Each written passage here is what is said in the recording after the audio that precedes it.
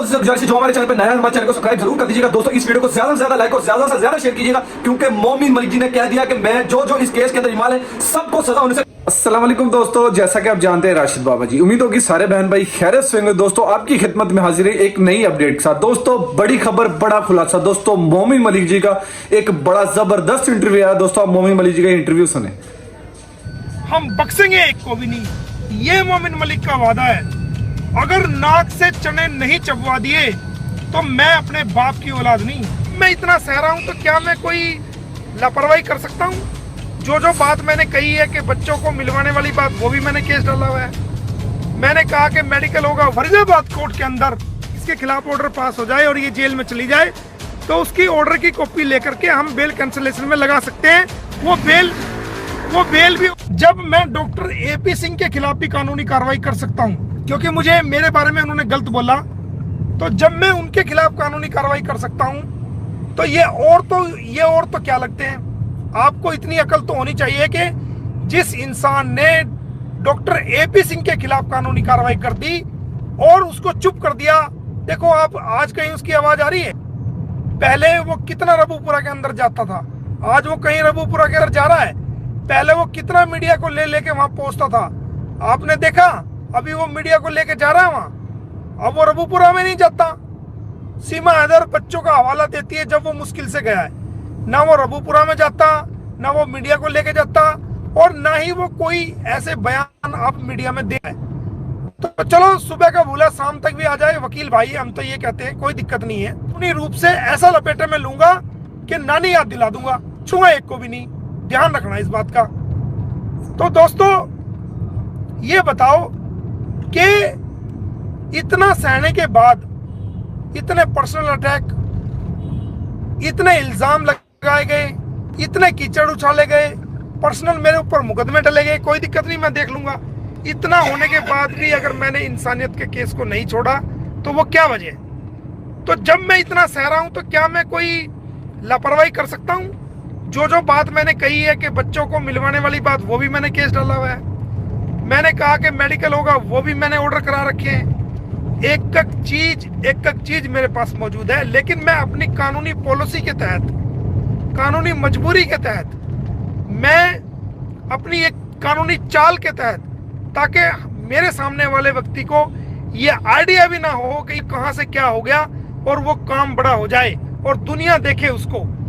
मैंने अपना कुछ काम करने का तरीका पहले भी अच्छी तरह रखा, लेकिन अब उसमें और सुधार लाया हूं, उसमें और चेंज करा है मैंने। जो चीज है वही चीज दुनिया के सामने आनी चाहिए। वही आप तमाम हमारे इंडिया के या जो बाहर के यूट्यूबर्स हैं, मैं उनसे ये रिक्वेस्ट करूंगा कि वही बातें सामने लाओ जो सच्चाई हो। कोई भी बात ऐसी ना फैलाओ, ना बताओ जो कि सच ना हो और बाद में शर्मिंदा होना पड़े। ठीक है, लड़ाई लड़ रहे हैं, लड़ेंगे और आप जीतोगे। ये जीत आप ही की होगी, ये भारत के यूट्यूबरों की जीत होगी, ये भारत के लोगों की जीत होगी, भारत की माओ बहनों बेटियों की जीत होगी, ये आप सभी की जीत होगी। ये मोमिन मलिक की जीत नहीं होगी। मुझे बिल्कुल भी ऐसी वाहवाही नहीं चाहिए जो झूठ पे आधारित हो। मुझे सच्चाई का साथ चाहिए और सच्चाई मैं आपके बीच में लाना चाहता हूं। तो दोस्तों एनसीपीसीआर की कोई टीम वहां नहीं गई और कोई वो उनकी अब जो कंप्लेंट थी वो डिस्पोज ऑफ हो गई है।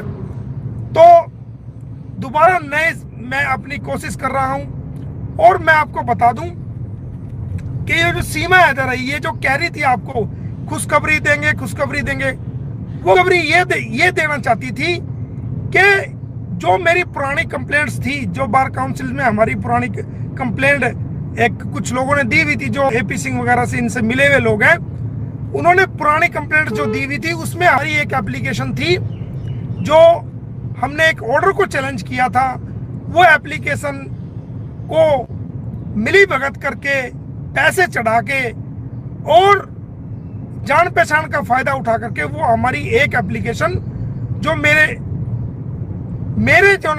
मामले में थी, वो एक एप्लीकेशन डिसमिस हो गई है और एक एप्लीकेशन में एक्स पार्टी ऑर्डर हुआ है, जो कि एक्स पार्टी ऑर्डर मेरी वकालत के बारे में जो कंप्लेंट की गई थी उस केस में एक्स पार्टी ऑर्डर हुआ है। उस एक्स पार्टी ऑर्डर को हमने आगे कोर्ट में चैलेंज कर दिया है। तो ये अनपढ़ लोग हैं, जाहिल लोग हैं, कानून का पता नहीं है। होता है ए बताते हैं बी, होता है जेड बताएंगे सी, मतलब इसको भी तोड़ मरोड़ करके आपके सामने ऐसे लाएंगे, पता नहीं क्या हुआ हो गया। अरे भाई हम वकील हैं, रोज वकील हारता है, रोज वकील जीतता है, रोज वकील हारता है। हमारा जीवन ही वकालत में चला जाता है। हम कानून को जानते हैं, हम कानून के मुताबिक ही कार्य करते हैं। हम ना घबराते हैं ना डरते हैं। हम आपकी हर बात का मुकाबला करेंगे, कर रहे हैं और आगे भी करेंगे। ये जो खुशी खुशी की बात जो बताने जा रही थी, ये वो यही थी, जो मुझे लग रहा है वो यही बात बताना चाहती थी। साथियों भाइयों को कोई किसी की बहकावे में, गलतफहमी में आने की जरूरत नहीं है। एनसीपीसीआर का मामला हमने आपके सामने क्लियर कर दिया है कि सीमा हैदर की पूरी दुनिया में इतनी बेइज्जती हो चुकी है, इतनी बेइज्जती हो चुकी है कि आप इसको कुछ मर्जी कहो या ना कहो, उसके ऊपर कोई भी असर होने वाला नहीं है।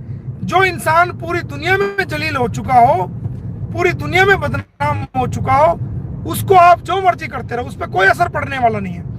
तो लिहाजा आप गालियां सीमा को भी मत दें। मैं तो यही कहूंगा, अपनी बात रखें, उसका विरोध करें, तर्क और वितर्क से विरोध करें।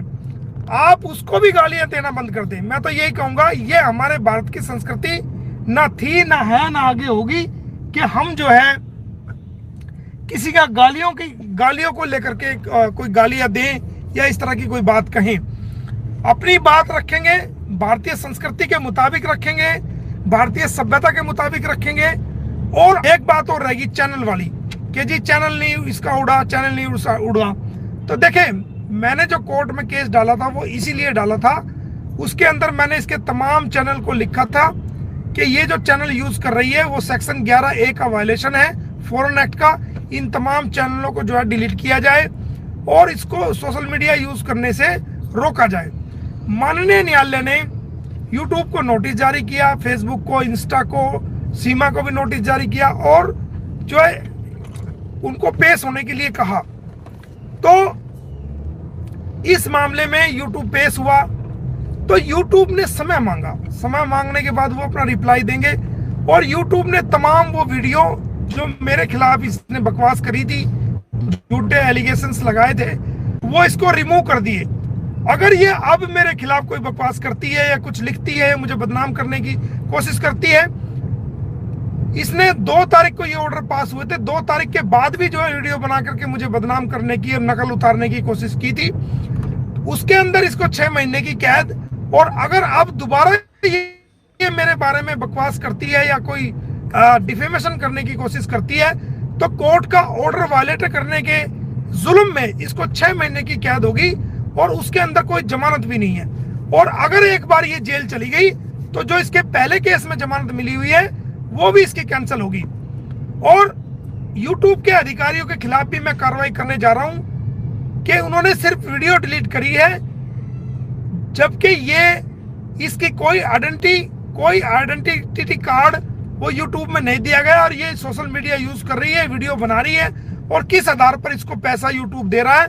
तो वो कोर्ट के ऑर्डर को जो क्लेम नहीं कर सकती ये किसी प्रकार का जो YouTube वायलेशन कर रहा है, वो YouTube के खिलाफ भी मैं कंटेम्प्ट फाइल करने जा रहा हूं और जल्दी कंटेम्प्ट इसमें फाइल कर दूंगा, वो सब आपको मिल जाएगी। इसके अलावा फरीदाबाद कोर्ट के अंदर भी एक जल्दी मुकदमा जो है ना वो आप कोर्ट के ऑर्डर होने वाले हैं, वो हम आपको दे देंगे। उसके अंदर जो है वो कई नाम आपको सुनने को मिलेंगे जिन्होंने धर्म परिवर्तन करा था और आप चौंक जाएंगे कि उनके नाम यहाँ पर हैं जिनके खिलाफ हमने